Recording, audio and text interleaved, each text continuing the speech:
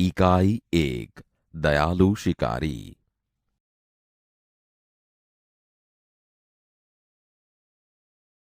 एक बहुत घना जंगल था। एक दिन एक शिकारी उस जंगल में शिकार करने आया। जंगल में उसने एक सुंदर हिरनी को देखा। हिरनी ने एक छोटे शावक को जन्म दिया था। हिरनी और शावक घूम रहे थे। शिकारी हिरनी का शिकार करने के लिए बंदूक से गोली चलाता है। गोली हिरनी की टांग में लगती है। हिरनी भागती भी नहीं और वहीं बैठ जाती है। छोटा शावक भी मां के पास बैठ जाता है। शिकारी दौड़ता हुआ हिरनी के पास आता है। उसने देखा कि हिरनी की आंखों में आंसू निकल रहे हैं और एक बहुत छोटा शावक उसके पास बैठा है। शिकारी को यह दृश्य देखकर पछतावा हुआ। शिकारी तुरंत हिरनी को अस्पताल ले गया। डॉक्टर ने हिरनी के पैर में लगी गोली निकाल ली। गोली निकलने से हिरनी स्वस्थ हो जाती है। शिकारी बहुत खुश होता है। वह हिरनी को वापस जंगल में छोड़ आता है। हिरनी और छोटा शावक फिर से जंगल में घास खाने लगते हैं।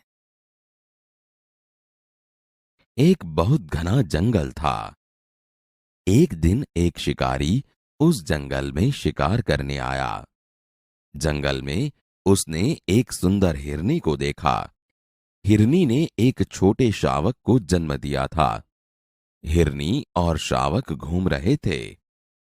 शिकारी हिरनी का शिकार करने के लिए बंदूक से गोली चलाता है। गोली हिरनी की टांग में लगती है। हिरनी भागती भी नहीं और वहीं बैठ जाती है। छोटा शावक भी मां के पास बैठ जाता है। शिकारी दौड़ता हुआ हिरनी के पास आता है। उसने देखा कि हिरनी की आंखों में आंसू निकल रहे हैं और एक बहुत छोटा शावक उसके पास बैठा है। शिकारी को यह दृश्य देखकर पछतावा हुआ। शिकारी तुरंत हिरनी को अस्पताल ले गया। डॉक्टर ने हिरनी के पैर में लगी गोली निकाल ली। गोली निकलने से हिरनी स्वस्थ हो जाती है। शिकारी बहुत खुश होता है। वह हिरनी को वापस जंगल में छोड़ आता है। हिरनी और छोटा शावक फिर से जंगल में घास खाने लगते हैं। विद्यार्थी मित्रों, इन वाक्यों को सुनिए। क्रमशः 6 वाक्यों। इन वाक्यों में जिन शब्दों के नीचे रेखा की गई है उसे संज्ञा कहा जाता है। संज्ञा की परिभाषा सुनिए। जिन शब्दों से व्यक्ति, वस्तु, जाति, पदार्थ का बोध हो उसे संज्ञा कहते हैं। निम्नलिखित वाक्यों को पढ़िए। 1. राम और लक्ष्मण भाई थे। 2. हिमालय ऊंचा पर्वत है। 3.